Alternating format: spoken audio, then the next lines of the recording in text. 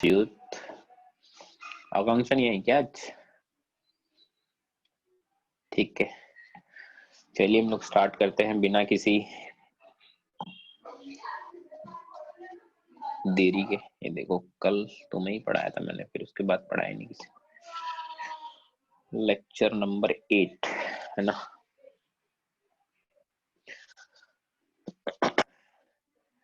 कल हम लोग बॉन्ड पैरामीटर्स वगैरह उनके बारे में बात वगैरह कर रहे थे, है ना। बॉन्ड पैरामीटर्स में किसी को कोई प्रॉब्लम है कि यार हमें सर समझ नहीं आया आप क्या बोल रहे थे, ऐसा कुछ? मैंने बोला था होमवर्क नहीं है बट थ्योरी वगैरह रीड करके आना। रीड करी थ्योरी तुम लोगों ने?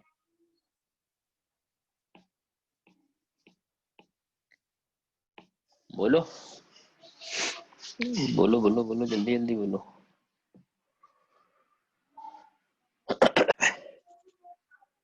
अरे कुछ तो बोलो। हाँ सर।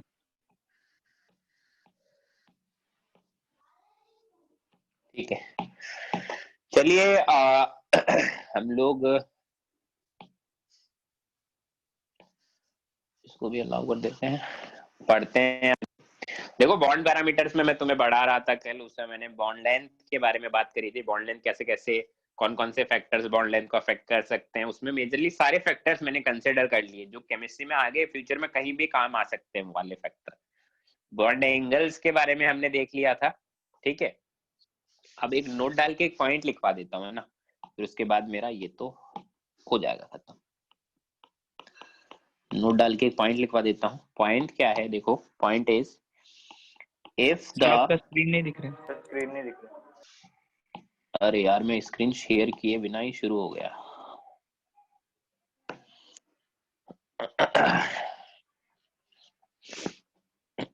अब दिख रहा है स्क्रीन? चलिए नोट डाल के एक पॉइंट लिख देते हैं। If the given species has regular geometry, है ना। रेगुलर ज्योमेट्री का मतलब क्या होता है?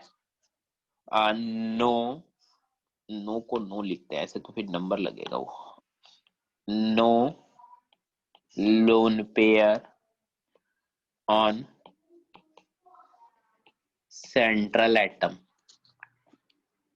and all the terminal atoms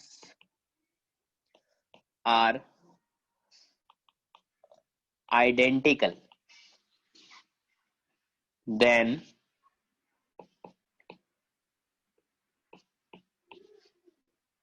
bond angle is also same if hybridization is same। किसी को समझ आया मेरा ये पॉइंट क्या है?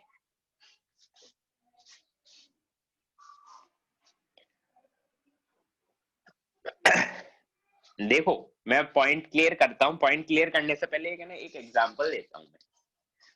मान लो तुम्हारे पास दो तरह की बॉल है ना। एक तो वो ग्रीन वाली टेनिस वाली बॉल आती है ना, देखिए ग्रीन वाली टेनिस वाली बॉल आती है जो। हाँ सर।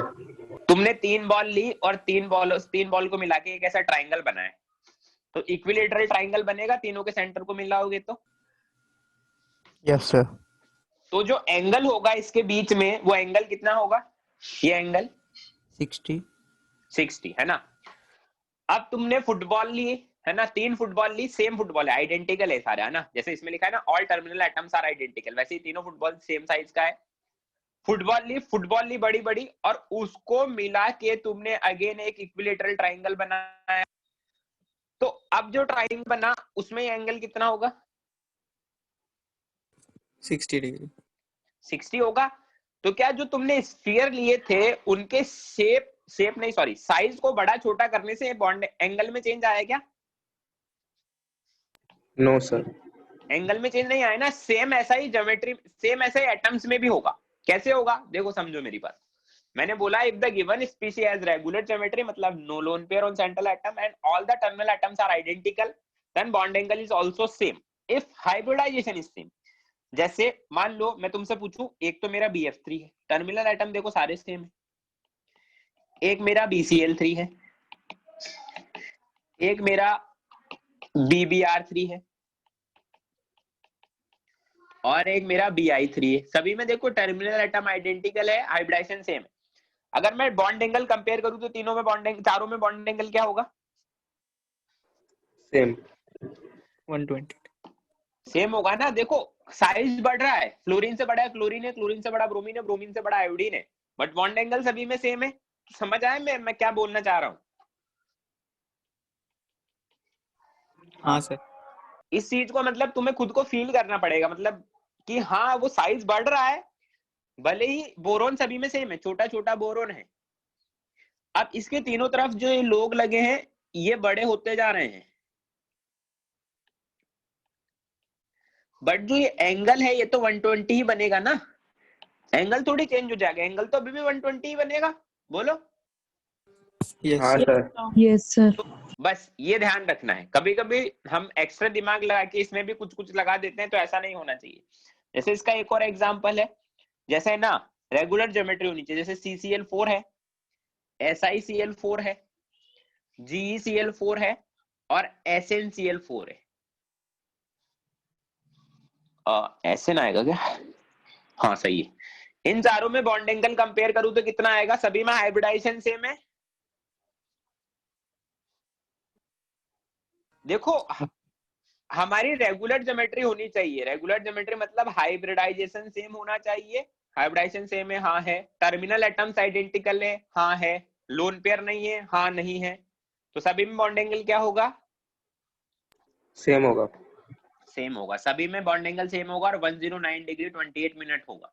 कंडीशंस क्या है? कंडीशन है रेगुलर ज्योमेट्री होना, मतलब no lone pair on central atom, all the terminal atom should be same, और लास्ट क्या है? सारे टर्मिनल एटम आइडेंटिकल होने। क्लियर है कॉन्सेप्ट? हाँ सर चलिए अच्छी बात है। ओके अब हम लोग आगे पढ़ते हैं। अच्छा एक चीज और मैं बता देता हूँ, ड्रैगोज रूल और होता है हमारे पास। ड्रैगो रूल एनसीईआरटी में नहीं लिखा। अच्छा हाँ, सभी बच्चों को मैं एक सजेशन देना चाहूंगा। सजेशन तो क्या है, करना ही करना है ऐसे। जैसे मोस्टली तुम लोग ज्यादातर सब लोग CBSE से हो या कुछ लोग स्टेट बोर्ड वाले भी हैं। स्टेट बोर्ड देखो मेरा सजेशन है एक सभी बच्चों को, चाहे वो CBSE का हो चाहे वो स्टेट बोर्ड का हो, केमिस्ट्री में एनसीईआरटी तो खरीदनी ही खरीदनी है ना। चाहे वो CBSE का हो चाहे CBSE वाला होगा तो एनसीईआरटी होगी ही उसके पास। अगर स्टेट बोर्ड वाला है ना तो भी केमिस्ट्री में एनसीईआरटी खरीद लो, बहुत ज्यादा तुम्हारे पैसे नहीं लगेंगे, मुश्किल से 1000 रुपए लगेंगे 4 बुक खरीदने के, 2 11th की 2 12th की। और बहुत सारे बच्चे क्या करते हैं कि है ना, अरे सर क्या खरीदे एनसीईआरटी, हम तो ऑनलाइन PDF से पढ़ लेंगे। देखो मतलब रियलिटी यही है, क्या PDF से पढ़ने में ज्यादा मजा आता है या फिर हार्ड कॉपी से पढ़ने में ज्यादा मजा आता है? मेरे को तो हार्ड कॉपी से आता है। हाँ sir, hard copy hard copy से पढ़ने में ज्यादा इंटरेस्ट आता है, ज्यादा मजा आता है, मतलब एक फील आती है, और उसको हम अंडरलाइन मार्क वगैरह कर सकते हैं। कुछ बच्चे बोलेंगे सर PDF में भी मार्क कर सकते हैं, अरे उतना मजा नहीं आता बस। तो देखो केमिस्ट्री में तो एनसीईआरटी बहुत ज्यादा जरूरी है, स्पेशली इनऑर्गेनिक केमिस्ट्री में। तो एनसीईआरटी खरीद लें सभी लोग। CBSE वाले तो उनके पास तो होगी, स्टेट बोर्ड वाले हैं तो वो भी एनसीईआरटी खरीद ले। केमिस्ट्री में तो बहुत जरूरी है, केमिस्ट्री में तो एनसीईआरटी पढ़ना ही पड़ेगा एक बार तो। चलो अब एक नया रूल है हमारे पास, ड्रैगो रूल, है ना। एनसीईआरटी में नहीं लिखा बट ठीक है, इससे क्वेश्चंस वगैरह आते हैं जेईई के अंदर, तो हमें तो पढ़ना पड़ेगा। रूल बड़ा अजीब सा रूल है ना, पर जैसा रूल है वैसा वैसा मानते जाएंगे तो हमारे क्वेश्चन इजीली हो जाएंगे। हम इसमें क्या बोलते हैं ड्रैगोज रूल में, इफ अ मॉलिक्यूल, ये भी बॉन्ड एंगल से रिलेटेड ही है इसलिए अभी पढ़ा रहा हूं। If a molecule satisfy the given 4 conditions, then hybridization of central atom will not take place, and bond angle is approximately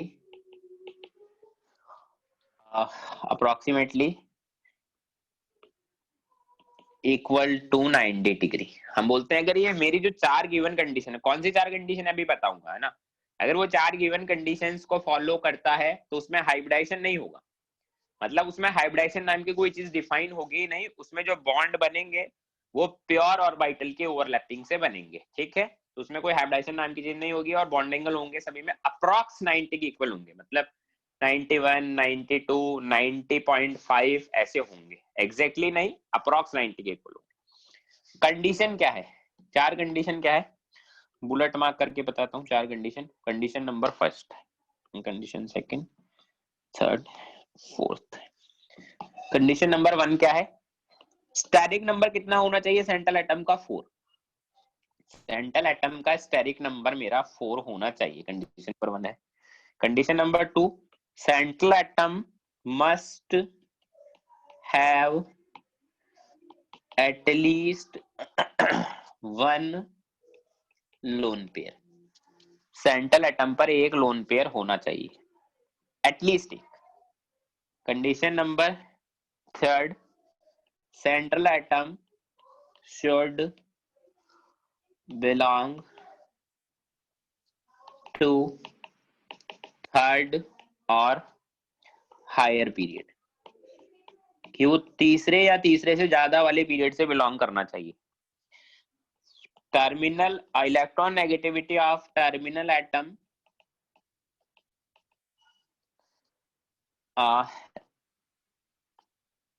less than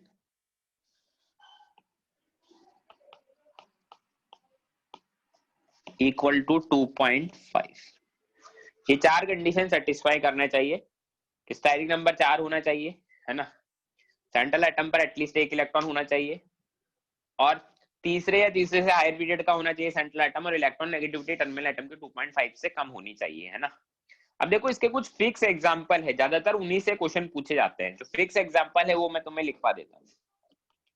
क्या है मेरे फिक्स एग्जांपल्स, ये है PH3, ASH3, SBH3, BiH3, H2S, H2SC, H2T, और एक ये special example है ये S फिर CH3 होल्ड वाइज, है ना। ये इसके कुछ फिक्स एग्जांपल है जो हमें याद रखने हैं ना। इसके अलावा भी कुछ हो सकता है बट जनरली इन्हीं से पूछा जाता है, ठीक है। इन सभी के बॉन्ड एंगल क्या है, अप्रॉक्स 90 के इक्वल है। अगर मान लो एग्जैक्टली ऑर्डर देखें तो PH3, ASH3, SBH3 और BiH3 ये लोग एक ही पीरियड एक ही ग्रुप के हैं। ऐसे ही H2S, H2SC, H2T ये लोग भी एक ही ग्रुप के हैं। तो हम बोलते हैं इनमें क्या होता है, ऊपर से नीचे जाने पर जो बॉन्ड एंगल होता है ना, BA बॉन्ड एंगल, वो क्या करता है, इंक्रीज करता है। बॉन्ड एंगल है वो इंक्रीज करता है साइज की वजह से, साइज बढ़ रहा है, सॉरी उल्टा बोल दिया मैंने।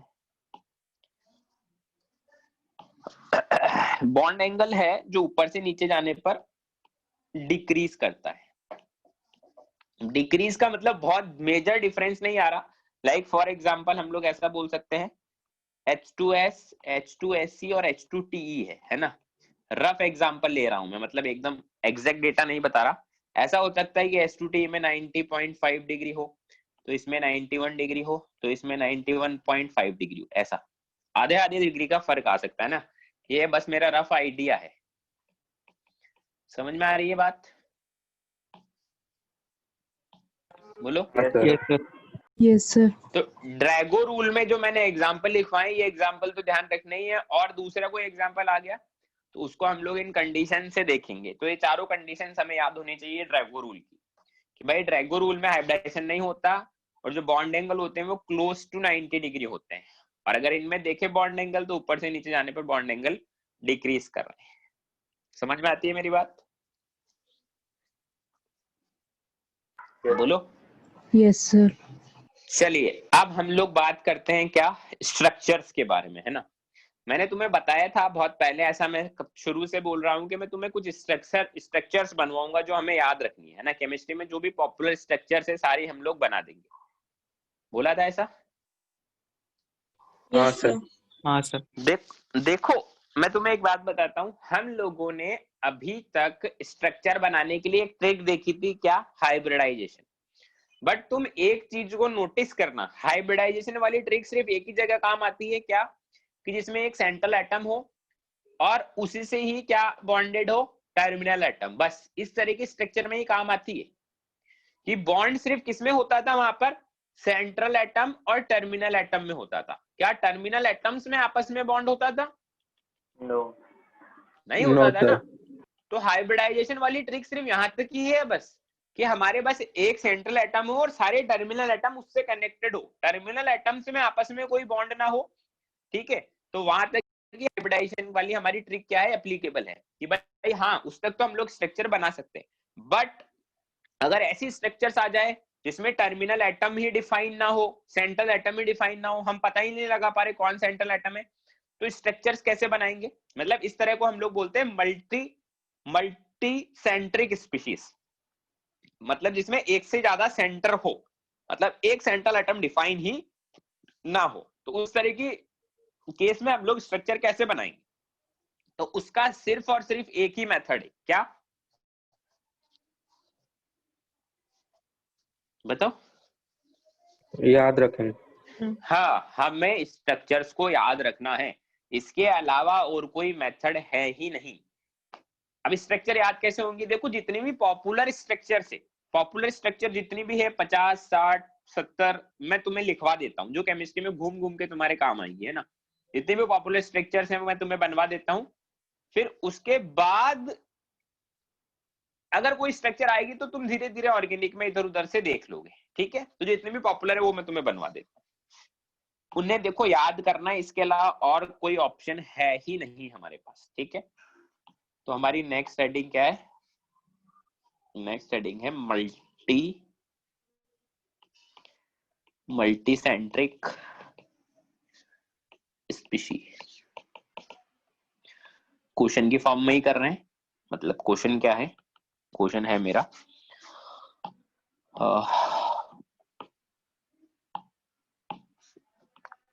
क्वेश्चन क्या है मेरा? Draw the structure of the following compounds. हमें इन कंपाउंड्स के स्ट्रक्चर बनाने हैं, है ना। एक एक करके सभी के बारे में बात कर लेते हैं। सबसे पहला कोई हमें बोले भैया P4 का स्ट्रक्चर बना दो। अब तुम P4 का स्ट्रक्चर अगर तुमसे बनाने को बोले, है ना, तो तुम कैसे बनाओगे? तुमको मैं बोलूं P4 का स्ट्रक्चर बनाओ, तो अब तुम सोचो अगर हाइब्रिडाइजेशन वाली ट्रिक से बनाना पड़े तो कैसे बनाओगे? ऐसे कि एक सेंट्रल एटम है, अब उसके तीन तरफ तीन फास्फोरस कनेक्ट कर दिए, और फास्फोरस कौन से बॉन्ड से कनेक्ट होगा? बताओ, एक फास्फोरस कौन से बॉन्ड से कनेक्ट होगा? तीन बॉन्ड बनाएगा एक फास्फोरस। हाँ सर। तो तुम ऐसे करोगे, हर फास्फोरस को तीन बॉन्ड से कनेक्ट बना लिए, 9 बॉन्ड तो पॉसिबल ही नहीं है ना। बताओ, तो ऐसे नहीं होगा। फिर अब यहाँ पर हम फंस गए हम लोग, हम क्या करें हमें पता नहीं। हमारे पास एक यही लास्ट ऑप्शन बच जाता है। तो देखो P4 का स्ट्रक्चर कैसा होगा? P4 का स्ट्रक्चर कुछ ऐसा होता है, फास्फोरस फास्फोरस फास्फोरस और ये फास्फोरस। अब ध्यान से देखो इस स्ट्रक्चर को, थोड़ा सा मतलब अज्यूम करो कि स्ट्रक्चर कैसा है। देखो ऐसा है ये स्ट्रक्चर, ये जो तीन फास्फोरस है ना, ये क्या है? तो इमेजिन कर पा रहे हो ये तीन फास्फोरस एक ही प्लेन में है, ट्राइंगल नीचे वाले तीन फास्फोरस एक ही प्लेन में है, फिर ऊपर वाला फास्फोरस एज ए पिरामिड उसके ऊपर है। बोलो, अज्यूम कर पा रहे हो? हाँ सर। Yes, sir. तीन फास्फोरस नीचे वाले जिनको मैंने शेडेड किया है वो एक ही प्लेन में है, और ऊपर वाला फास्फोरस ऐसे पिरामिड के फॉर्म में उसके ऊपर है ना। तो सारे फास्फोरस ने 3 बॉन्ड बना लिए, किसी भी फास्फोरस को देख लो, सारे फास्फोरस 3-3 बॉन्ड बना रहे हैं, बोलो। हाँ Yes, सर। sir. तो सभी ने अपना ऑक्टेट कंप्लीट कर लिया, बात खत्म। अब देखो यहाँ पर एक इंपॉर्टेंट बात है जो मैं लिख देता हूँ, यहाँ पर जो थीटा है, थीटा बोले तो angle between P P P, phosphorus phosphorus और फास्फोरस के बीच का एंगल है ना, तो कोई सा भी थीटा तुम मान सकते हो, लाइक मान लो ये है, उसको थीटा बोल दिया है ना। तो ये कितना होगा, ये है मेरा 60 डिग्री। ठीक है, देखो ये एक्चुअल में व्हाइट फास्फोरस का स्ट्रक्चर है ना, व्हाइट फास्फोरस का स्ट्रक्चर है। व्हाइट फास्फोरस बहुत ही ज्यादा रिएक्टिव होता है, मतलब एक्सट्रीमली रिएक्टिव होता है due to this bond angle, 60 degree bond angle होता है, जिसकी वजह से इसमें एंगल स्ट्रेन बहुत ज्यादा होता है, बहुत ज्यादा रिएक्टिव होता है। मतलब ऐसा इतना ज्यादा रिएक्टिव होता है कि इस व्हाइट फास्फोरस को अगर तुम लोग ऐसे मतलब हवा में ले जाके छोड़ दोगे तो अपने आप इसमें आग लग जाती है, अपने आप ही इसमें आग लग जाती है, इतना ज्यादा रिएक्टिव। सेकेंड स्ट्रक्चर है P4O6। अच्छा, मैंने तुम्हें कभी वो बात बताई है क्या कि हमेशा, अच्छा ये शायद मैंने बताई होगी कि हमेशा अगर पाई बॉन्ड बनाना है तो देखो बॉन्ड हमेशा 2 एटम के बीच में बनता है, और अगर हमें पाई बॉन्ड बनाना है 2 एटम चाहिए होंगे, तो दोनों में से एटलीस्ट एक एटम मेरा सेकंड पीरियड का होना ही होना चाहिए। बताई ये बात मैंने पहले कभी तुम्हें? No sir. नहीं सर।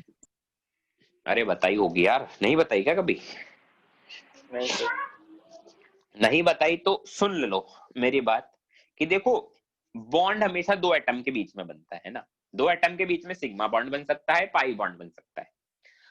अगर 2 एटम्स के बीच में पाई बॉन्ड बन रहा है तो दोनों में से एक एटम है ना सेकंड पीरियड का होना ही होना चाहिए। मतलब ये कोई बहुत हार्ड कंडीशन नहीं है, बट 99.99% केसेस में ऐसा ही होगा कि या तो दोनों ही सेकंड पीरियड के हो या दोनों में से कोई एक सेकंड पीरियड का होना चाहिए। अगर दोनों ही सेकंड पीरियड के नहीं है तो उन दोनों के बीच में पाई बॉन्ड बनना ना के बराबर पॉसिबिलिटी हो जाएगी। मतलब rare of the rarest case होगा कि 2 एटम है और दोनों ही सेकंड पीरियड के नहीं और उनके बीच में पाई बॉन्ड बन जाए, मतलब पॉसिबिलिटी है ही नहीं, ना के बराबर पॉसिबिलिटी है।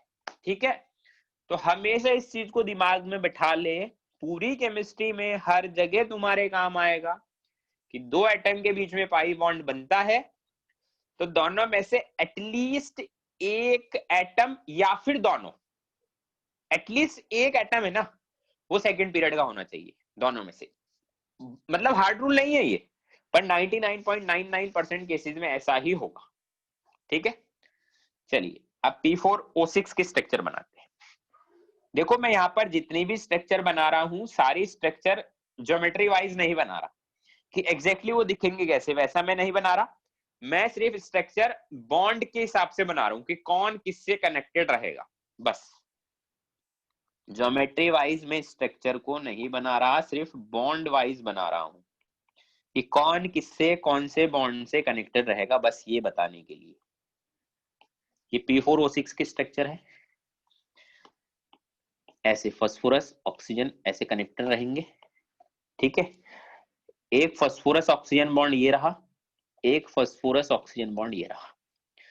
तो अगर देखो अब क्वेश्चन कैसे आते हैं, जैसे क्वेश्चन आते हैं कि कोई तुमसे पूछेगा कि how many PP bonds present in P4O6, तो तुम क्या आंसर करोगे? एक भी नहीं। 0। How many PP bonds present in P4O6, तो हम बोलेंगे 0। तो बस इस तरह के क्वेश्चन को करने के लिए ही मैं स्ट्रक्चर बनवा रहा हूं। कोई तुमसे इसमें या फिर ऐसे क्वेश्चन आ सकते हैं कि how many POP bonds present, तो हम काउंट करके बता सकते हैं, है ना। एग्जैक्टली ज्योमेट्री वाइज हमें याद भी नहीं रखना, हमारे काम का भी नहीं है वो, हमें बस स्ट्रक्चर में ये पता होना चाहिए कौन किससे कौन से बॉन्ड से कनेक्टेड है, बस। स्ट्रक्चर नंबर 3 P4O10 है ना, P4O10 कैसा होगा? P4O10 वैसा ही होगा, बस एडवांस वर्जन है किसका?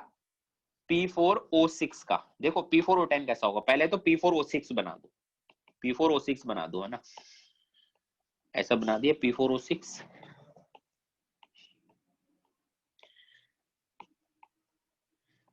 ये P4O6 हो गया, है ना। अब double bond O, double bond O, double bond O, double bond O, सारे फास्फोरस को डबल बॉन्ड O से कनेक्ट कर दिया, हो गया P4O10। बोलो यस हाँ सर। क्या हुआ, कोई कुछ बोल रहा है? किसी ने कुछ बोला, कुछ बोल रहा है, किसी को डाउट है कोई? तो देखो, अगर कोई इसमें, देखो इसमें एडवांस वर्जन एक और, अगर मान लो कोई तुमसे पूछे कि ना फोर्थ स्ट्रक्चर कि मुझे तो P4O7 चाहिए, तो P4O7 कैसे बनाओगे? अगेन P4O7 बनाने के लिए पहले तो क्या बना दो, P4O6। P4O6 बना दो, है ना। ये भी ये ऐसा।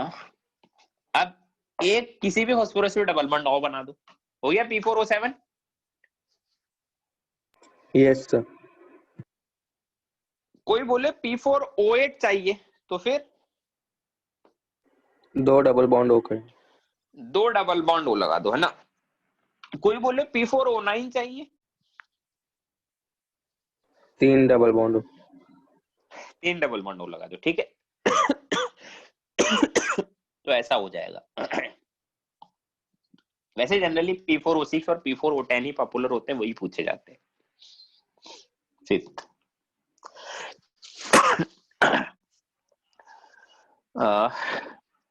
ऐसे इसी से मिलता जुलता P4S6। P4S6 कुछ नहीं है, P4O6 की ही कॉपी है। जहां जहां फास्फोरस थे वहां वहां फास्फोरस, और जहां जहां ऑक्सीजन थे वहां वहां सल्फर।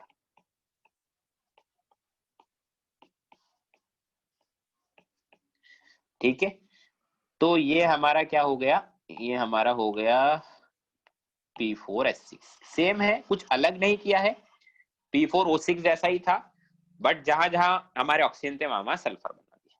ठीक है, अब ऐसा ही 6 स्ट्रक्चर में बनाता हूं P4S10, P4O10 के जैसा ही, बट इसमें मैं लिखता हूं क्या, डजंट एग्जिस्ट। कोई एक्सप्लेन करेगा?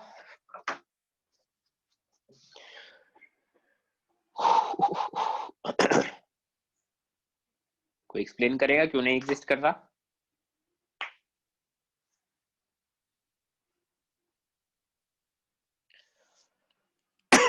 अभी थोड़ी देर पहले ही मैंने एक बात बोली थी, उससे एक्सप्लेन हो जाएगा ही। सेकंड पीरियड का एलिमेंट नहीं है। सर व्हाइट फास्फोरस सोडियम से भी ज्यादा रिएक्टिव होता है क्या? पता नहीं। देखो, वैसे एक्चुअली नहीं होता, व्हाइट फास्फोरस ज्यादा रिएक्टिव है क्योंकि सोडियम पानी में रिएक्शन करता है, हवा में नहीं करता।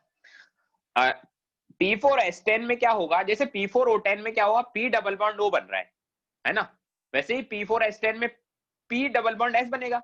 अब मैंने अभी थोड़ी देर पहले ही तो बताया था कि अगर पाई बॉन्ड बन रहा है तो दोनों में से कोई एक एटलीस्ट क्या होना चाहिए, सेकंड पीरियड का। दोनों ही नहीं है सेकंड पीरियड के, इसलिए नहीं बनेगा। समझे? हाँ बोलो। सर। हाँ सर। हाँ सर। सेवंथ, तो जो डजंट एग्जिस्ट वाले वो भी हमें साथ के साथ पढ़ते जाने हैं ना, क्योंकि इस तरह के क्वेश्चन भी आते हैं कि बताओ कौन एग्जिस्ट नहीं करेगा। P4S3 कैसा होगा, P4 बना दो पहले। S3 कैसा होगा, S S और S। इसको थोड़ा ऐसा अच्छा बनाए।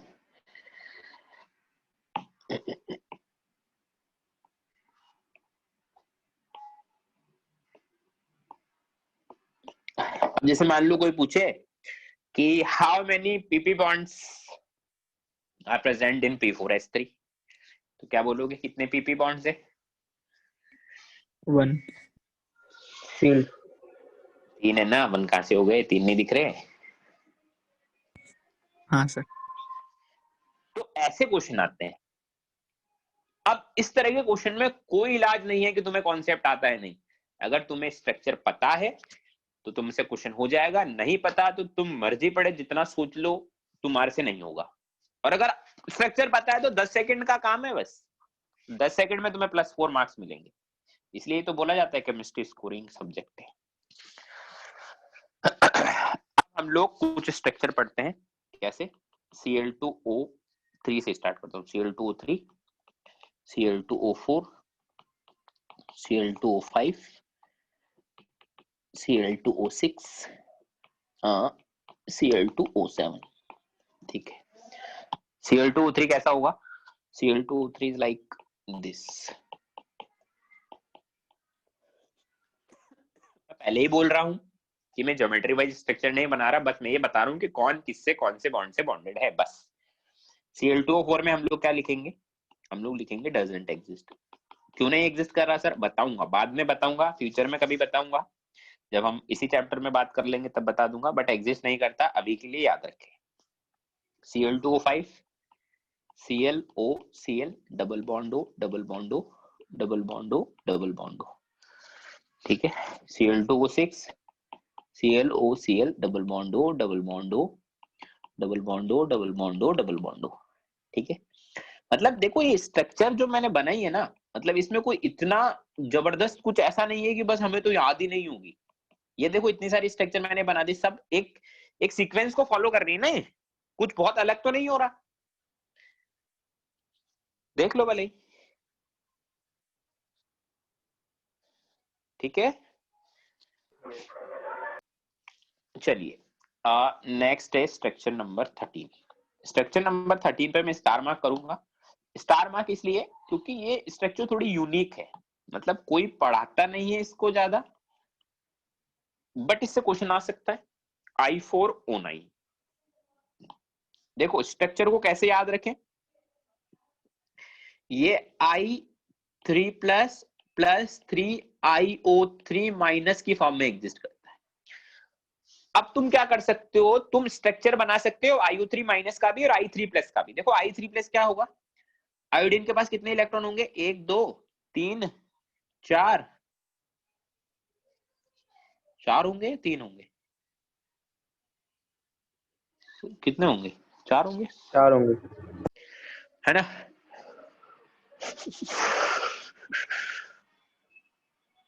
ठीक है,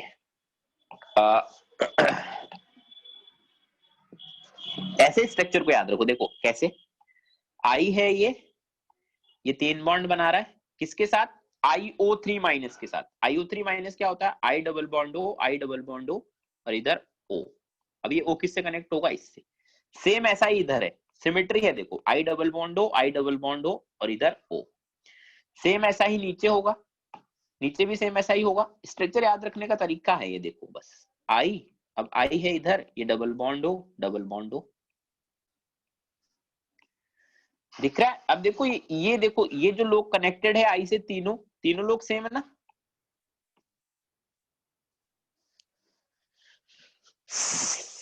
बोलो।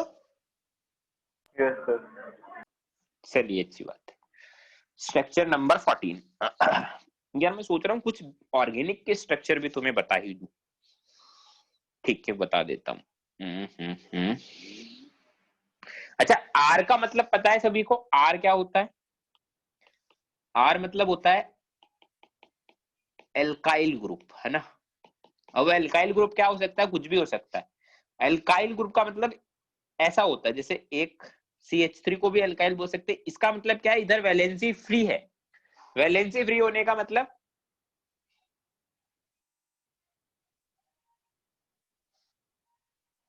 कार्बन ने 3 बॉन्ड बना ली, एक बॉन्ड से वैलेंसी फ्री रखी है, मतलब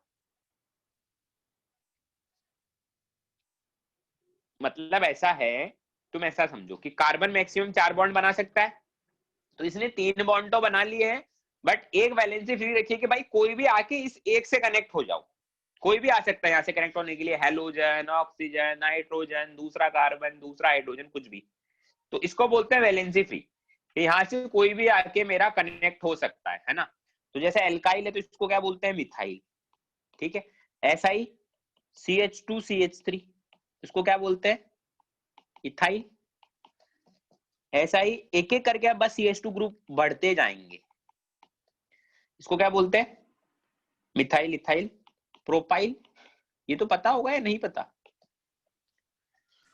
पता है सर। ऐसे ही अगर एक और CH2 बढ़ता जाएगा, मतलब बढ़ते जाएगा बस एक एक करके CH2, तो क्या होगा? ब्यूटाइल। ब्यूटाइल। ऐसे एक और CH2 बढ़ गया। वैसे ऑर्गेनिक में इसको एकदम डिटेल में पढ़ेंगे तो ये क्या हो गया? पेंटाइल, है ना। देखो डिफरेंस है पेंटेन में और पेंटाइल में। पेंटेन में वैलेंसी फ्री नहीं होती, पेंटाइल में वैलेंसी फ्री है। वैलेंसी फ्री होने का मतलब इधर कोई भी आके कनेक्ट हो सकता है, कोई भी आके इधर कनेक्ट हो सकता है। हेलोजन आ जाए, दूसरा कार्बन आ जाए, हाइड्रोजन आ जाए, ऑक्सीजन आ जाए, कुछ, है ना। तो एल्काइल ग्रुप ऐसे हो सकते हैं। अब एल्काइल ग्रुप से जैसे मान लो, अगर मान लो हमें स्ट्रक्चर बनाना हो किसका? RCOOH। तो R क्या है? इसको क्या बोलते हैं हम लोग? Carboxylic acid. नाम याद रखें, क्या बोलते हैं? Carboxylic acid. ठीक है। जैसे सपोज करो, अब इसका स्ट्रक्चर कैसा होगा? RC double bond OOH।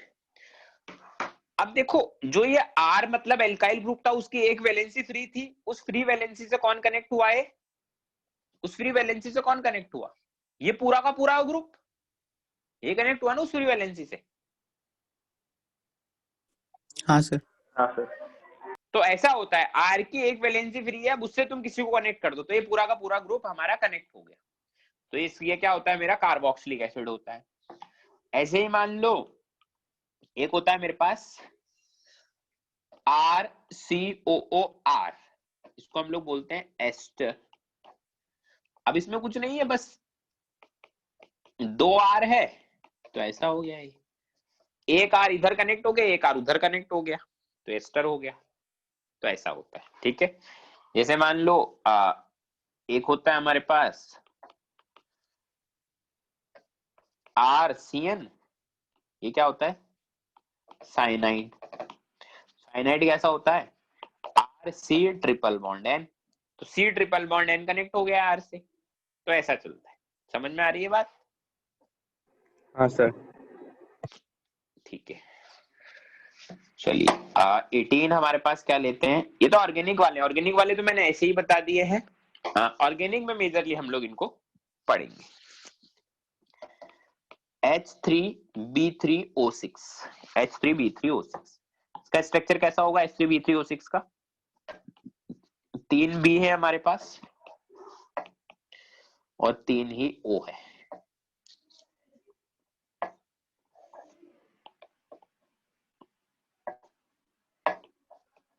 ठीक है। अब सारे OH से कनेक्टेड हो गए हैं। ये है मेरा H3B3O6 का स्ट्रक्चर। ऐसे ही हम लोग और स्ट्रक्चर देखें, 19 नंबर पे अगर मैं देखूं तो एक हो सकता है H4B2O5। 20 पे होता है हमारे पास H5B3O7। ये दोनों मिलते जुलते हैं, बस एक छोटा भाई है एक बड़ा भाई है टाइप, जैसे ऐसा होता है BOBOH, है ना। OH हमेशा ऐसे ही रहेंगे, पूरे बना के बताएंगे। OH इधर भी OH। डी के बीच में ऑक्सीजन था और OH OH थे, है ना। अब कितने ऑक्सीजन बच गए और कितने हाइड्रोजन बच गए? देखो 2 B कवर हो गए, 2 हाइड्रोजन कवर हो गए, 3 ऑक्सीजन कवर हो गए। अब क्या बचा? 2 हाइड्रोजन और 2 ऑक्सीजन, यही बचा ना। यस। हाँ सर। तो बस OH यहाँ लगा दो और एक OH यहाँ लगा दो, हो गया। सेम ऐसा ही इसमें है, 3 B है तो BOBOB, इधर OH इधर OH। अब यहाँ पर OH लगा दो, यहाँ पर OH लगा दो, यहाँ पर OH लगा दो, ऐसा बन गया। ठीक है। देखो ये बहुत रेयर पूछे जाते हैं, बट पूछे जा सकते हैं, इसलिए हम लोग इनको पढ़ रहे हैं। रेयरली पूछे जाते हैं बट पूछे जा सकते हैं, इसलिए मैंने पढ़ा दिया। जैसे 21 वाला इंपॉर्टेंट है, ये जनरली पूछ लेते हैं। क्या? B3N3H6, B3N3H6 क्या होता है? B3N3H6, B3N3H6, है ना। इसको हम लोग क्या बोलते हैं? इसको हम लोग बोलते हैं इनऑर्गेनिक बेंजीन, या फिर इसको बोलते हैं, एक और नेम है इसका बोराजोल, या फिर इसका एक और नेम है बोराजोन।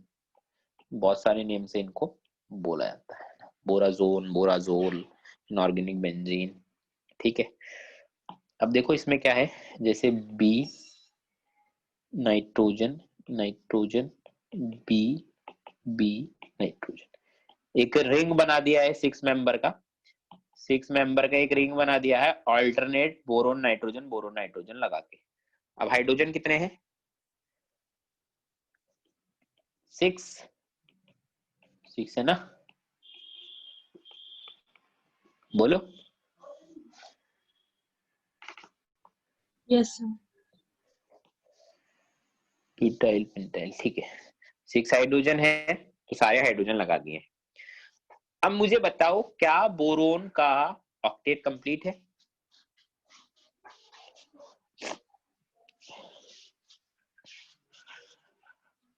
बोरोन का ऑक्टेट कंप्लीट है क्या? No sir. तो यहाँ पर नाइट्रोजन के पास एक लोन पेयर है, तो नाइट्रोजन अपना एक लोन पेयर क्या करता है, डोनेट कर देता है बोरोन को। ठीक है, तो यहाँ पर एक कोऑर्डिनेट बॉन्ड बनाएंगे, नाइट्रोजन अपना लोन पेयर डोनेट कर रहा है बोरोन को, सेम ऐसा ही नाइट्रोजन अपना लोन पेयर डोनेट कर रहा है बोरोन को, नाइट्रोजन अपना लोन पेयर डोनेट कर रहा है बोरोन को। तो ये मेरा स्ट्रक्चर है इनऑर्गेनिक बेंजीन का। ऑर्गेनिक बेंजीन का स्ट्रक्चर पता है सभी को? हाँ सर। नहीं पता तो हम वो भी बना लेते हैं, देखो 22C6H6, this is called organic benzene, या फिर नॉर्मली बेंजीन भी बोल सकते हैं इसको, है ना, बेंजीन के नाम से ही ज्यादा पॉपुलर है, ऑर्गेनिक बेंजीन तो खैर कोई बोलता नहीं। अब 6 मेंबर का रिंग बनाना है कार्बन कार्बन का, 6 हाइड्रोजन है तो 6 के 6 हाइड्रोजन कनेक्ट कर दो ऐसे, नीचे भी हाइड्रोजन, इधर भी हाइड्रोजन, इधर भी हाइड्रोजन, डबल बॉन्ड लगा दो अल्टरनेट पोजीशन पर। ऐसा ही होता है ऑर्गेनिक बेंजीन, जिसको हम जनरली कैसे बनाते हैं, जनरली ऐसे बना के बताते हैं, बोलो। हाँ सर। ठीक है, 22 स्ट्रक्चर हो गए। अब देखो कुछ स्ट्रक्चर अब अगेन हमारे एक वो चलेगा 23 पर होगा N2O3, 24 पर होगा N2O4, 25 पर होगा N2O5 and the 26 is N2O6, है ना। अब देखो यहाँ पर स्टार मार्क कर रहा हूं मैं इस स्ट्रक्चर पर, क्यों? क्योंकि इसमें दो स्ट्रक्चर एग्जिस्ट करती है। क्या होता है N2O3? देखो N2O3 ऐसा होता है, O double bond N single bond this ये, है ना। इसका स्ट्रक्चर ऐसा भी होता है और इसका स्ट्रक्चर और ला के लिख देता हूँ, ज्यादा बेटर रहेगा। ऐसा भी होता है, कैसा? N single bond N double bond O और एक नाइट्रोजन अपना लोन पे डोनेट कर रहा है ऑक्सीजन को।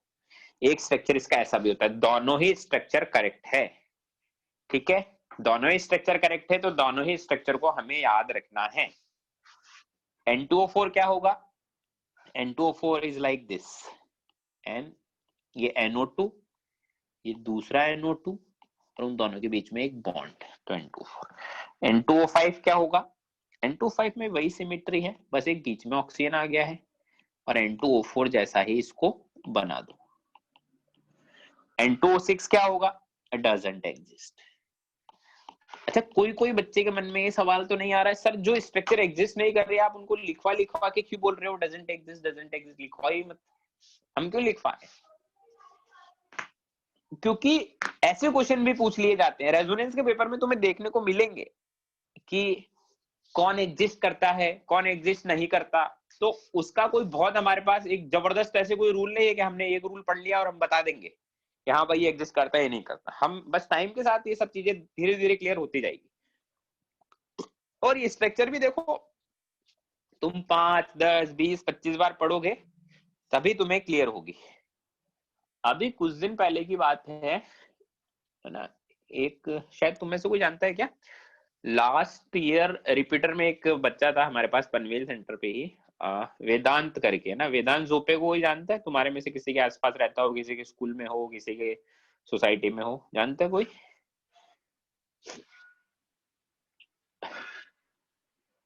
नहीं जानता? शायद वो भी डीएवी में ही था, हाँ शायद डीएवी में ही था, पता नहीं मेरे को।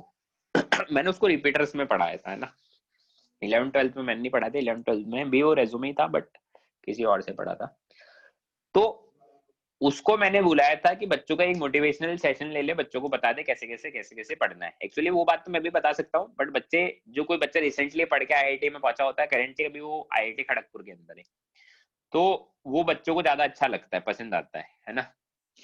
तो मैंने उसको बोला, तो एक बच्चे ने डाउट पूछा कि ना 12th में तुम लोग पढ़ोगे ऑर्गेनिक रिएक्शन मैकेनिज्म, है ना। ऑर्गेनिक रिएक्शन मैकेनिज्म एक ऐसी चीज है जो समझ में तो आ जाती है, बट बहुत ज्यादा कंफ्यूजिंग है। कंफ्यूजिंग इन द सेंस कि है ना, कि तुम्हें पता नहीं चलेगा कि कब कहाँ क्या करना है। अगर कोई तुम्हें समझाएगा ना कि ऐसा ऐसा करना है, तो तुम्हें इजीली समझ आ जाएगा, बट तुमसे खुद से पता नहीं चलता। तो किसी बच्चे ने पूछा उससे कि मैं ऑर्गेनिक रिएक्शन मैकेनिज्म में पढ़ता हूँ बट समझ में नहीं आती। तो मैं तो बच्चों को, मेरे से ही बच्चे पूछते हैं सेम चीज, तो मैं बोलता हूँ एक बार नहीं, 2 बार नहीं, 3 बार 4 बार पढ़ लो, समझ आ जाएगी।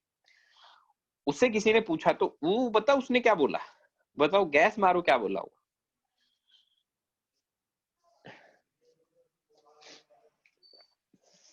गैस करो कोई।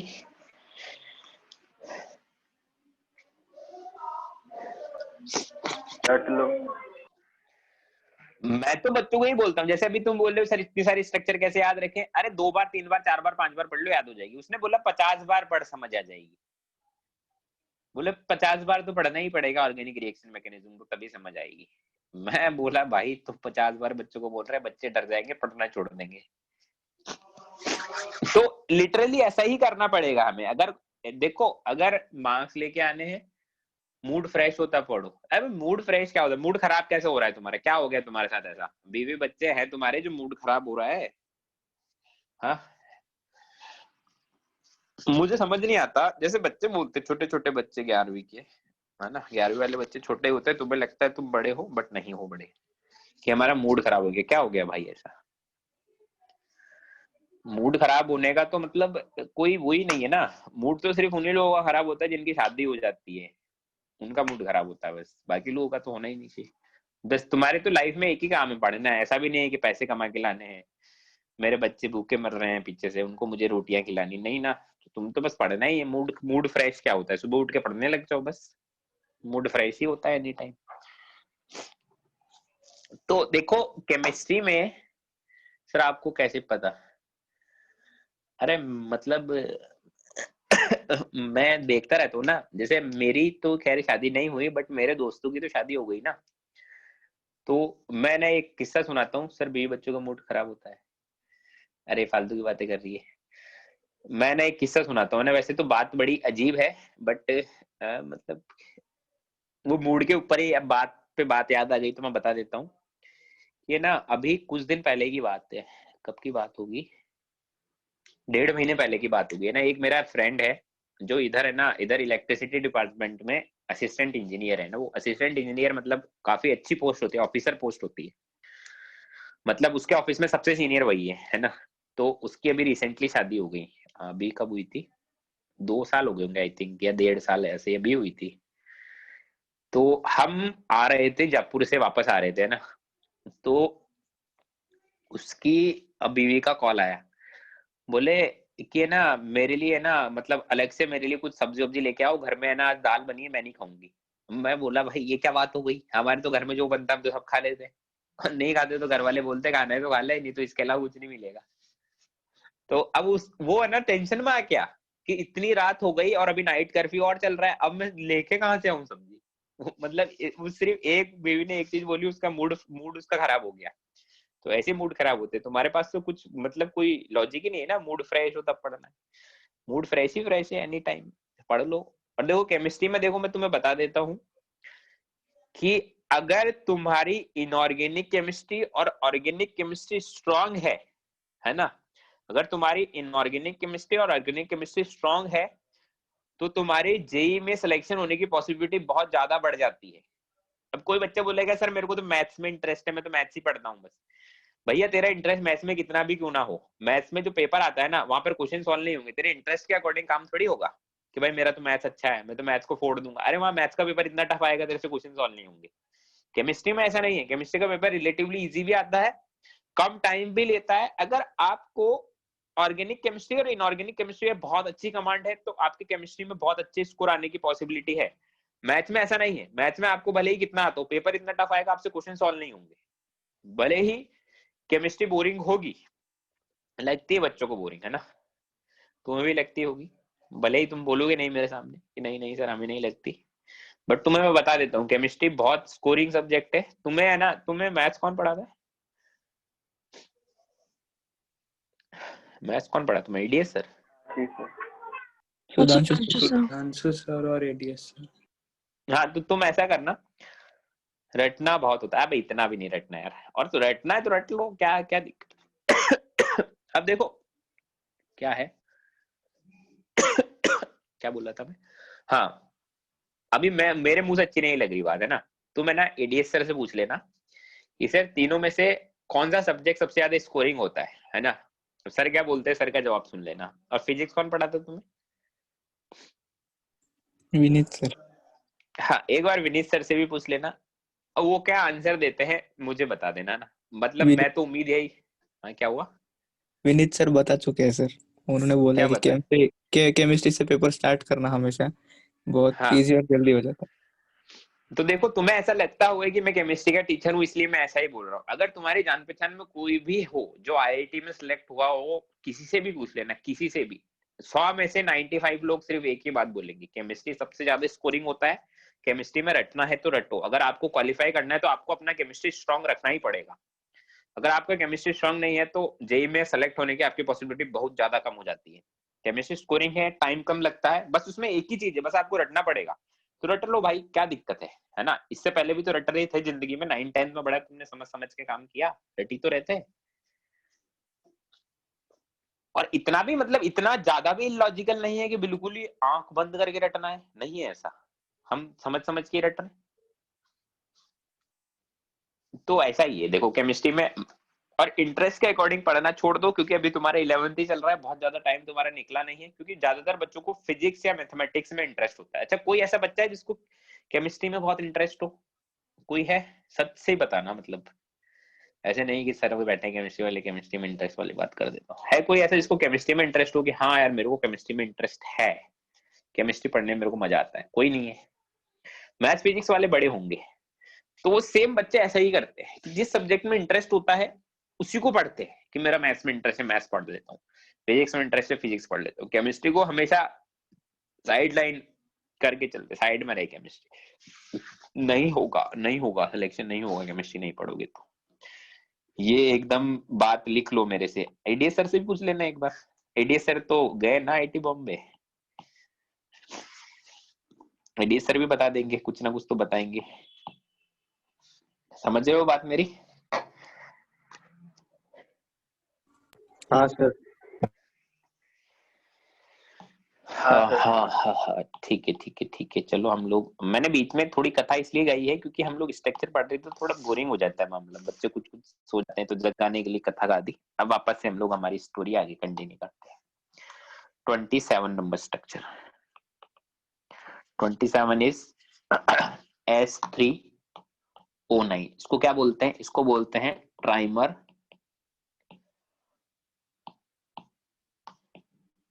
ट्राइमर ऑफ SO3 और गामा SO3। गामा SO3 है, ट्राइमर ऑफ SO3। क्या होता है ये? देखो ऐसा ट्राइंगल बना लो, एक डबल बॉन्ड दो, डबल बॉन्ड दो, डबल बॉन्ड दो, डबल बॉन्ड दो, ऐसा, ठीक है। 28 H2SNO6 है ना, इसको हम लोग क्या बोलते हैं? Series of thionic acid, series of thionic acid, ठीक है। यहाँ पर N should be equal to और ग्रेटर देन 2 आना चाहिए ना। कैसी स्ट्रक्चर होगी इसकी? स्ट्रक्चर होगी देखो ऐसी, HOS double bond O, H double bond O, इधर भी सेम सिमेट्री है, SO। अब बताओ बीच में क्या आना चाहिए? क्या बच गया? S. S N minus two, S बच गया ना एन माइनस टू वाला, बाकी तो सब आ गए थे। Yes sir. हाँ सर। अब जैसे मान लो फॉर एग्जांपल मुझे स्ट्रक्चर बनाना है H2S4O6। अब स्ट्रक्चर वही है, पहले तो हमारी बेसिक स्ट्रक्चर क्या है ये बना दो। अब बीच में क्या बच गया वो लगाने, कितने सल्फर बच गए? 2 सल्फर। तो ऐसे 2 सल्फर लगा दो। अगर 3 बच गए तो 3 ही ऐसी लाइन से लगा दो, 4 बच गए तो 4 ही लाइन से लगा दो, 5 बच गए तो 5 ही लाइन से लगा दो। समझ गए? हाँ Yes, सर। Yes, sir. चलिए चलिए, अच्छी बात है, समझ रहे हो तो मेरी बात।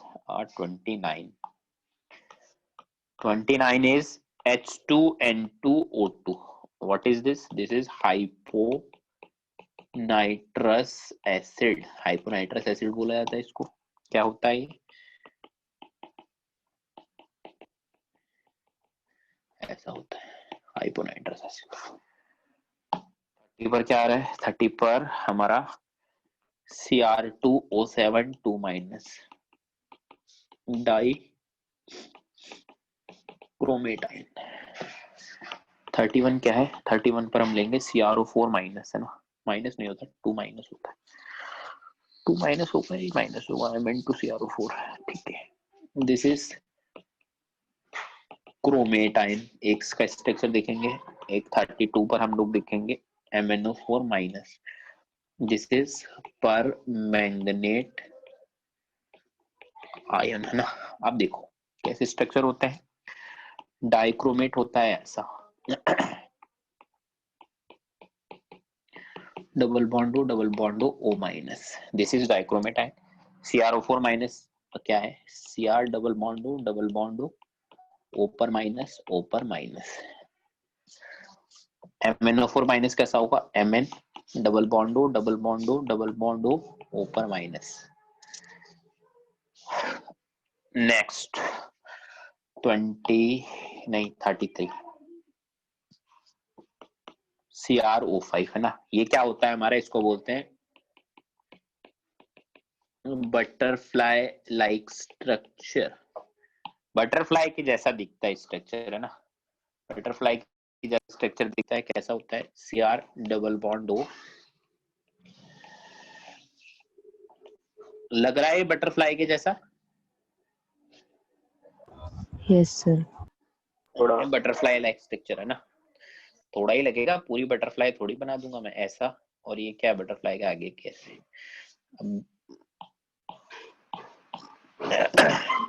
30, 34, 35, 36, 37। अब एक ही हमारा एक सीक्वेंस को फॉलो करते हुए चलेंगे हम लोग। क्या HClO, या फिर इसको HOCl भी बोलते हैं। HClO2, HClO3, HClO4। ठीक है, एक सेकंड वेट करे थोड़ा सा।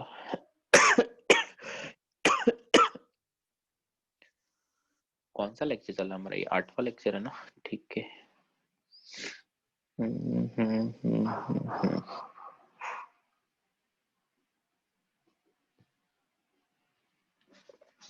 अब देखो इनके नाम भी मैंने तुम्हें लिखवाए हैं पहले जब मैं बिन पढ़ा रहा था। This is hypochlorous acid, this one is chlorous acid. ये क्या है? Chloric acid. और ये क्या है बताओ इस लास्ट वाले का नाम? Perchloric acid. पर क्लोरिक एसिड। जैसे इसका स्ट्रक्चर बनाना हो तो इसका स्ट्रक्चर होगा HOCl, Cl पर 3 लोन पेयर भी लगा दो। HClO2 को HOCl फिर डबल बॉन्ड O। HClO3 का HOCl double bond O। HClO4 का HOCl डबल बॉन्ड O। ऐसा होगा। तो ये हमारे स्ट्रक्चर है इनके। अच्छा, ये तीनों कितने H प्लस दे सकते हैं। HClO कितना H प्लस दे सकता है? एक एक। HClO2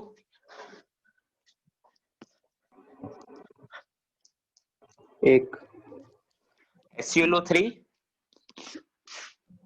एक वो भी एक दे सकता है, और HClO4 ये भी हमारा एक ही H प्लस दे सकता है। ठीक है, समझ गए? हाँ सर। चलिए अब हम लोग आगे और स्ट्रक्चर देखते हैं। Structure number 38। 38 स्ट्रक्चर पर मैं इंपॉर्टेंट मार्क कर देता हूँ, है ना, इंपॉर्टेंट स्ट्रक्चर है। स्ट्रक्चर देखो सारी ही याद रखनी है ना, कुछ कुछ पर इंपॉर्टेंट मार्क कर रहा हूँ मैं बस। जैसे Na2B4O7.10H2O, इसको हम लोग बोलते हैं बोरैक्स। ठीक है, अगर हम लोग इसका स्ट्रक्चर देखें तो एक्चुअल में, ये तो मैंने ऊपर मॉलिक्यूलर फार्मूला लिखा है, एक्चुअल में इसका फार्मूला क्या होता है, ऐसा होता है Na2B4O5OH4.8H2O। ये जो डॉट H2O होते हैं वाटर ऑफ क्रिस्टलाइन होते हैं। हाँ सर। ठीक है, अब मुझे तुम एक चीज बताओ कि बोरेक्स में वाटर ऑफ क्रिस्टलाइन कितने हैं? बोरेक्स में वाटर ऑफ क्रिस्टलाइन है कितने?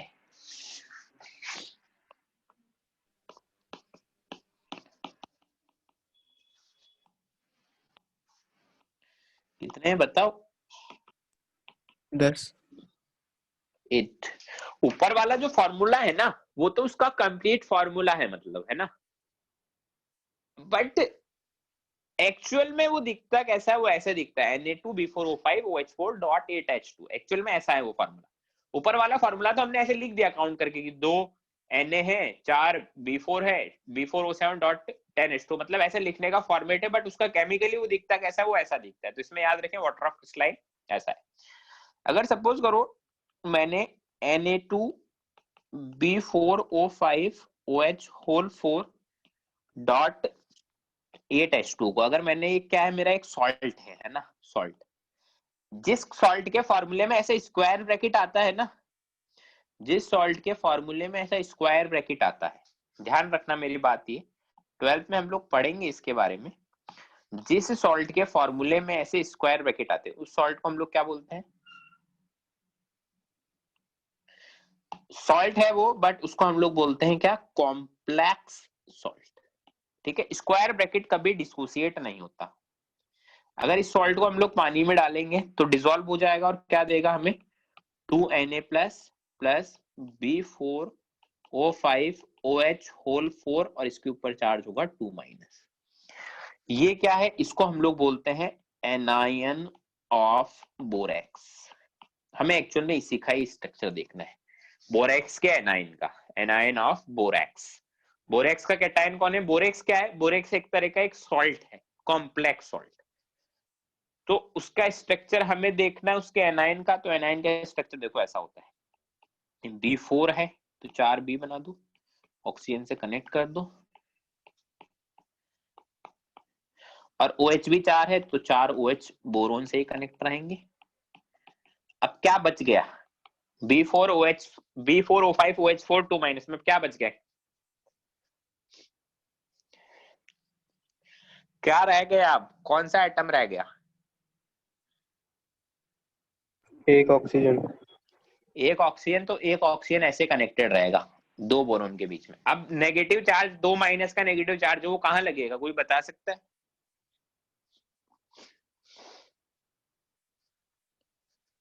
कोई बता बोरॉन, सकता है? दो बोरॉन पे जो ऑक्सीजन से कनेक्टेड है बीच में। ऊपर नीचे वाले बोरोन पर नेगेटिव चार्ज लेगा। क्यों? 4 बॉन्ड बनाना। हाँ, क्योंकि फॉर्मल चार्ज देखें तो बोरोन के पास आउटर मोस्ट शेल में 3 ही इलेक्ट्रॉन होते हैं, बट ये 4 बॉन्ड बना रहा है, तो 1 इलेक्ट्रॉन एक्स्ट्रा आ गया, इसलिए उस पर नेगेटिव चार्ज लगे। समझ में आई बात? Yes sir. 39 स्ट्रक्चर हमारे पास क्या है? सोडियम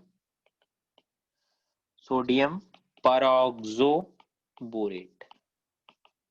सोडियम परऑक्सो बोरेट पे भी मैं स्टार मार्क कर रहा हूँ, है ना। कैसा दिखता है सोडियम परऑक्सोबोरेट? देखो ऐसा दिखता है, अंदर तो एनायन होता है, बाहर केटायन होता है। केटायन कौन है? Na2। बी परऑक्सो है तो मतलब परऑक्सी लिंकेज होगा,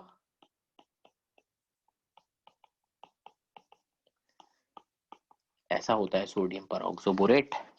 और बाहर होता है डॉट में 6H2, वाटर ऑफ क्रिस्टलाइन 6 है। अच्छा 2Na+ है तो अंदर 2 नेगेटिव का चार्ज किस पे आ रहा होगा? बोरॉन पे। दोनों बोरोन पर आ रहा होगा, है ना। ऐसे ही 40 और 41 और लिख देते हैं हम लोग। साइनोजन, एक तो होता है साइनोजन और एक होता है साइनामाइड। साइनोजन क्या होता है? Cn whole twice. साइनामाइड क्या होता है? Cn2 2-। Cn होल ट्वाइस कैसा बनेगा? ऐसा। साइनामाइड कैसा बनता है? C डबल बॉन्ड N, ये नेगेटिव और ये नेगेटिव। चलिए 42 क्या है? S8, इसका हम लोग क्या बोलते हैं? इसका होता है क्राउन शेप। क्राउन शेप होता है ना, क्राउन शेप, क्राउन की तरह लगेगा ऐसा।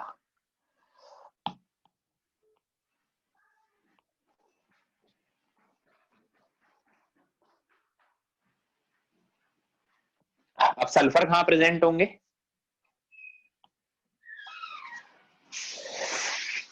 सारे वर्टाइसिस पे।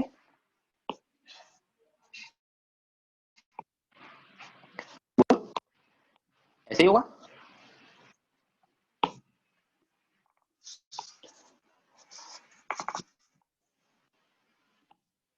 यहाँ पर होंगे sulphur sulphur sulphur sulphur sulphur sulphur sulphur. सारे सल्फर कितने बॉन्ड बना रहे हैं? 2 बॉन्ड। दो बॉन्ड। तो ये हमारा क्राउन शेप होता है S8, ऐसा दिखता है ना। ऐसा ही एक हमारे पास S6 भी होता है ना, 43 S6 भी होता है, जिसको हम लोग बोलते हैं चेयर शेप। चेयर की तरह दिखता है। कैसा? चेयर मतलब चेयर ऐसा लगेगा नहीं बहुत ज्यादा, ऐसा होता है। ये मेरा चेयर शेप होता है। चेयर जैसा लग रहा है क्या तुम्हें?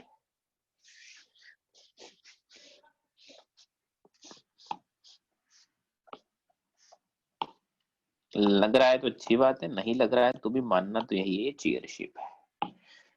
Sulphur sulphur sulphur sulphur sulphur sulphur, ये होता है मेरा S6।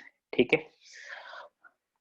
नेक्स्ट है 44 is N3-, that is azide ion. Azide ion क्या करेगा? अजाइड आयन ऐसा होगा N double bond N minus plus minus.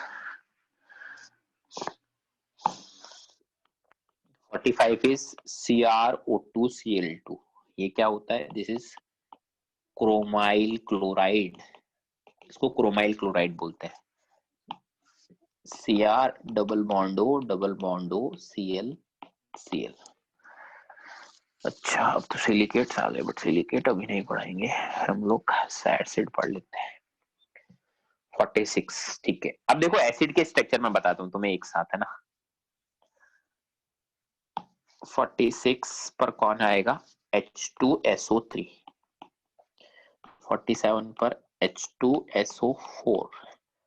48 पर H2SO5। 49 पर H2S2O3। 50 पर H2S2O4। 51 पर H2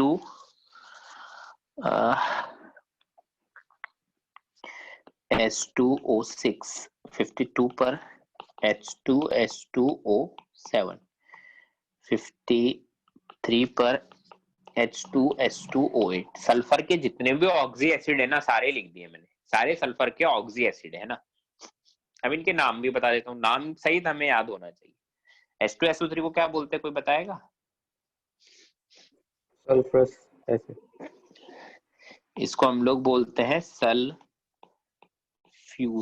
एसिड। H2SO4 को बोलते हैं क्या? सल्फ्यूरस सल्फ्यूरिक एसिड, ठीक है। H2SO5 को बोलते हैं परऑक्सो मोनो सल्फ्यूरिक एसिड, या फिर इसका एक कॉमन नेम भी होता है कैरोज एसिड। पढ़ा है कभी तुमने कैरोज एसिड 9th 10th वगैरह क्लास में? No, sir. H2SO3 is thiosulfuric acid. Thiosulfuric acid. H2H2O4 is dithionous acid. ये मैंने पढ़ा है डाइथायोनस तो तुम्हें। This is dithionic acid. H2H2O7 is, इसके बहुत सारे नाम हो सकते हैं, लाइक पायरोसल्फ्यूरिक एसिड, या फिर हम बोल सकते हैं क्या और, डाई सल्फ्यूरिक एसिड, या फिर हम एक और नाम बोल सकते हैं इसका ओलियम। सारे ही नाम याद रखने हैं हमें। देखो H2H2O8 is peroxo disulphuric acid, या फिर इसका एक और नाम हो सकता है क्या, मार्शल्स एसिड। देखो मैंने सबके स्ट्रक्चर के साथ, सबके फॉर्मूले के साथ नाम बता दिए। स्ट्रक्चर देखो, हम लोग स्ट्रक्चर देखते हैं। क्या स्ट्रक्चर क्या है? स्ट्रक्चर है इसका ऐसा। ऑक्सी एसिड के स्ट्रक्चर तो बहुत इंपॉर्टेंट है, ये सारे सल्फर के ऑक्सी एसिड है, बहुत इंपॉर्टेंट है, हमें याद रखनी है।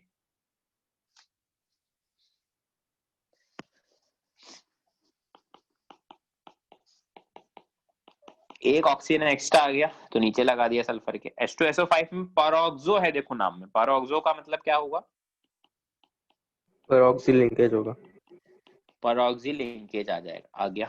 H2H2O3 में क्या होगा? देखो H2H2O3 का स्ट्रक्चर याद रखें, क्योंकि गूगल वगैरह पे स्ट्रक्चर रॉन्ग दिया होता है, मैंने तुम्हें शायद पहले भी कभी बताया होगा। H2H2O4 क्या होगा? H2H2O4 is like this.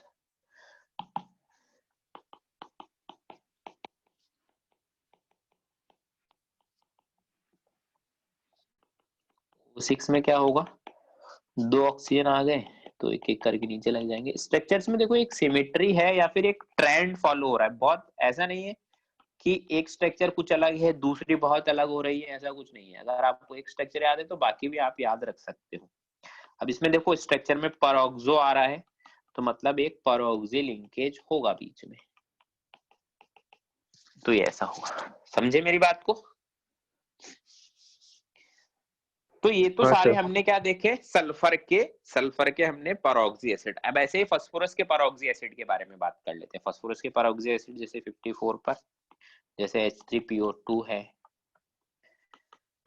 H3PO4 है, H3PO5 है, H4P2O5 है,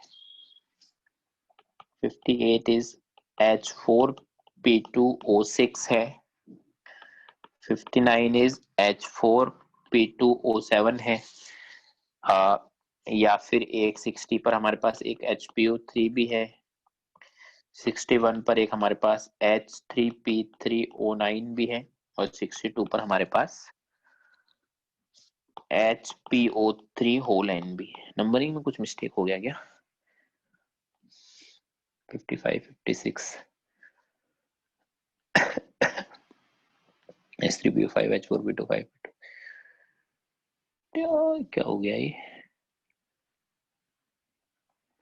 ठीक है, चलिए अब स्ट्रक्चर देखते हैं इनकी।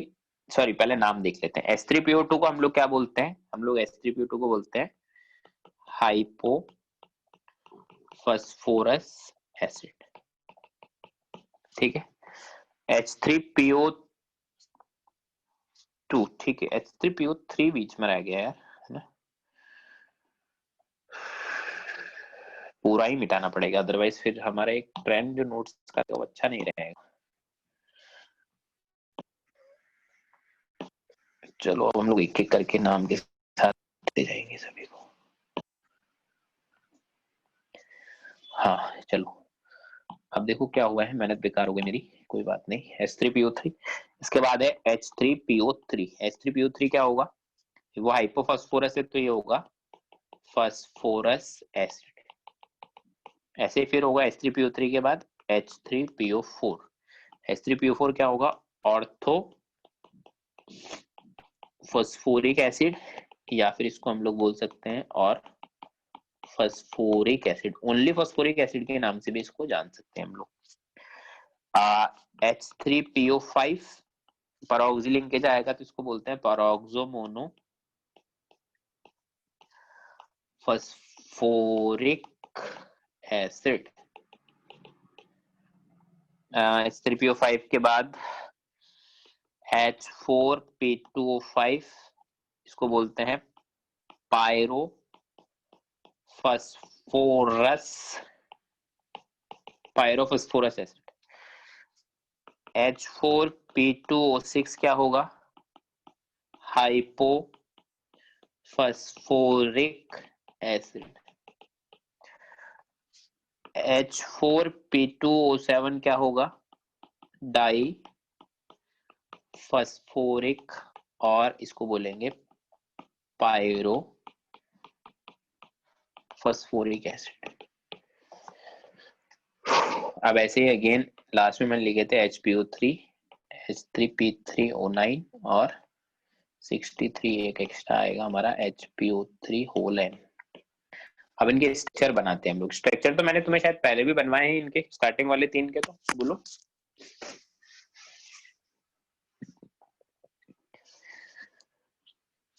बनवाए ना स्टार्टिंग वाले 3 वाले स्ट्रक्चर तो बिन के अंदर।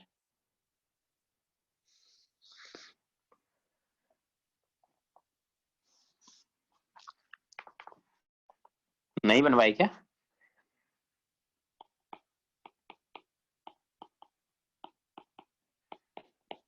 पहला वाला स्ट्रक्चर ऐसा होगा, दूसरे वाले स्ट्रक्चर में ऐसा होगा, तीसरा वाला स्ट्रक्चर मेरा ऐसा होगा। अच्छा मैं तुमसे पूछूं H3PO2 में कितने एसिडिक एच है, तो क्या बोलोगे? H3PO2 में कितने एसिडिक एच है? 2। 3। H3PO2 में एक बस यही एसिडिक एच है ना, यही क्या है, बस एक यही एसिडिक एच है।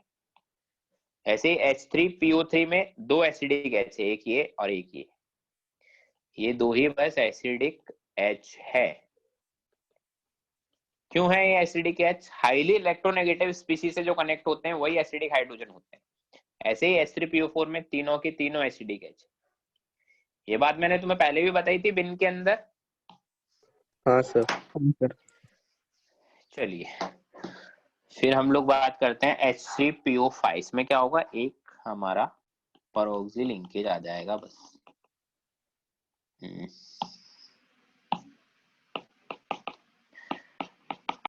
ऐसा H4P2O5 लाइक स्ट्रक्चर में सिमेट्री आएगी, P double bond O OH फिर ये ऐसा, फिर H4P2O6 P double bond O OH OH OH OH। H4P2O7 क्या होगा, H4P2O6 P2, कुछ गड़बड़ी हो गई है ना, यहाँ पर ऑक्सीजन नहीं आना चाहिए बीच में, सिर्फ बॉन्ड होगा, यहाँ पर आएगा oxygen.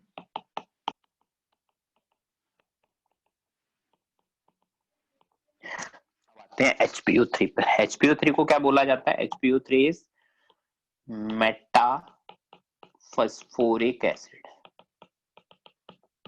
HPO3 is Meta phosphoric acid. क्या ऐसा होता है? ऐसा होता है, फास्फोरस ने एक अपना लोन पेयर ऑक्सीजन को डोनेट कर दिया। H3P3O9 क्या होता है? इसको हम लोग बोल सकते हैं trimer of Meta phosphoric acid. Meta phosphoric acid का ट्राइमर एक ऐसा दिखेगा, देखो एक इसमें ऐसा वो आता है, कहाँ बनाऊं इसको यार, मतलब ऊपर भी जगह नहीं नीचे भी, मतलब दिक्कत हो गई। तो नीचे बना देते हैं, ऊपर ही बना देते हैं।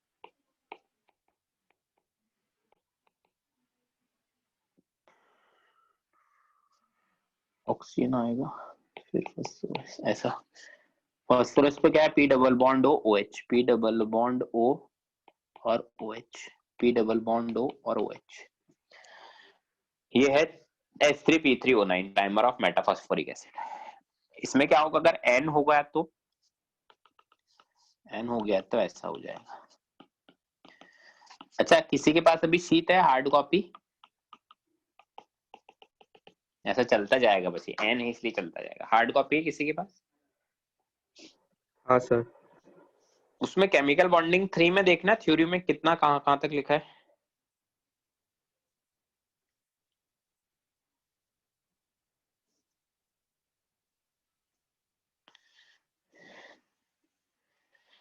थ्योरी देखो एक बार।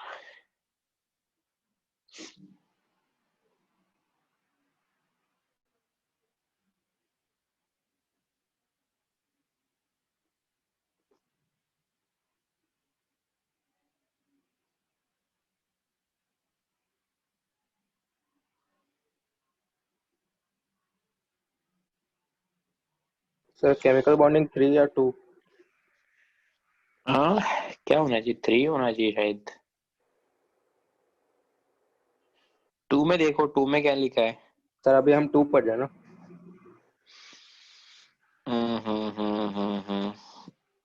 पता नहीं यार, मेरे को याद नहीं। 2 3 तो एक बार देखो, 2 3 में किसमें क्या लिखा है।